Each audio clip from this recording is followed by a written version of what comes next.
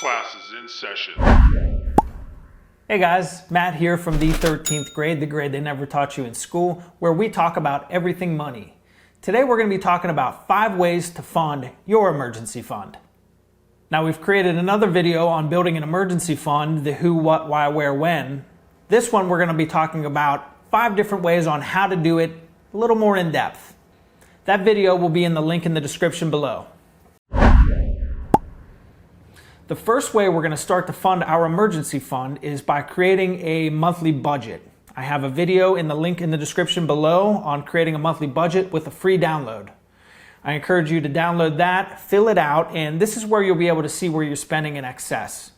We might look through this budget and see that we're spending X amount of dollars on eating out or going out to bars or restaurants, or our car payment may be a little bit too high. Or some of us may have an online shopping addiction to Amazon that makes it so easy for you to buy stuff from them.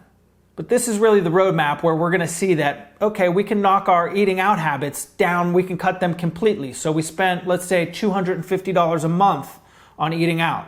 We can cut that out, and we also know that we have $250 left over at the end of every month.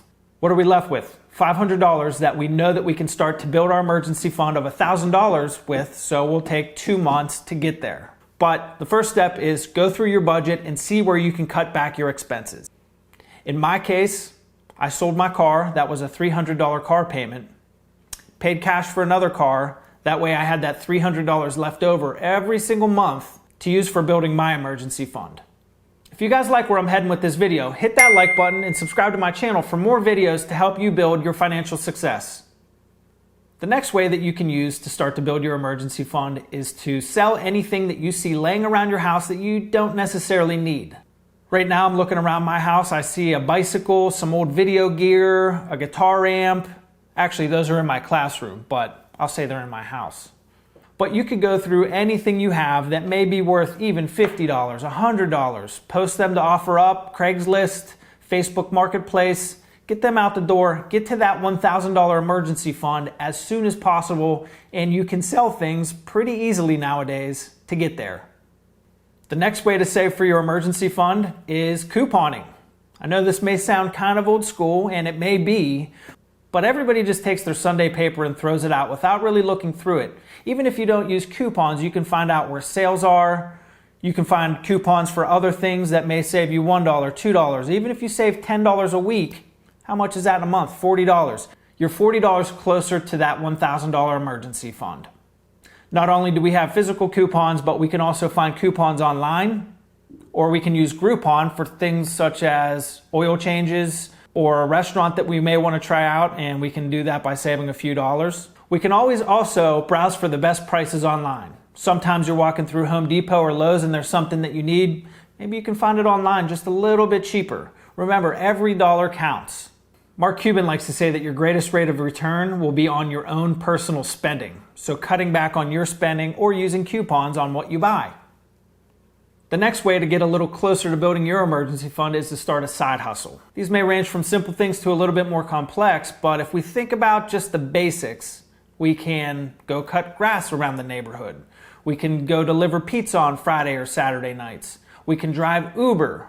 If we really break it down and we work 1 night a week driving Uber and we make $100 that night, in 4 weeks, there's $400 on top of whatever else you had to stash into your emergency fund.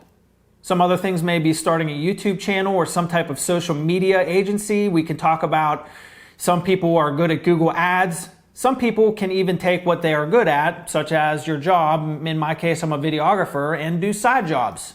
And along with that, you can always sign up for Fiverr, where you can post your trade and earn money that way. One more thing that's big at this point is selling items on Amazon, whether it's FBA or you're fulfilling by yourself. You can pretty much post anything that you want to sell on Amazon and have your own little side business. The last way we're going to save for our emergency fund is saving on any type of rebates or tax returns, or let's say birthday comes around and grandma gives you $40, or Christmas comes around and your aunt gives you a $50. Stash that away because you never had that to begin with. You won't necessarily miss it. All right, guys, there you have it. We went over 5 different ways on how to save for your emergency fund.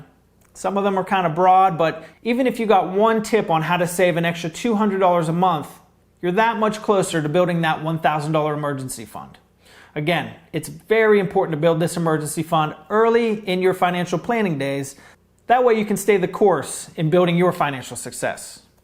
If you guys like this video, please give it a thumbs up and subscribe to my channels for more videos like this.